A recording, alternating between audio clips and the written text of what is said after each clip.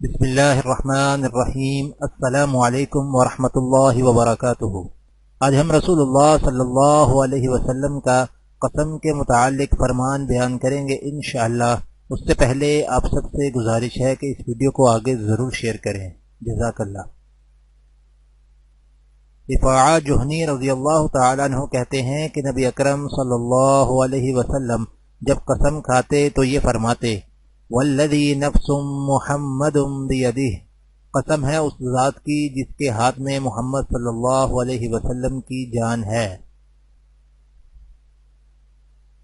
وضاحت: اس سے معلوم ہوا کہ قسم کھانی جائز ہے بشرطے کہ سچ بات پر کھائے، لیکن یہ ضروری ہے کہ سوائے اللہ کے نام یا اس کی صفت کے دوسرے کسی کی قسم نہ کھائے۔ دعا ہے کہ اللہ تعالیٰ دنیا اور آخرت کی تمام بھلائیاں عطا کرے، عمل کی توفیق دے۔ سبحان ربک رب العزت عما یصفون وسلام علی المرسلین والحمد للہ رب العالمین، آمین۔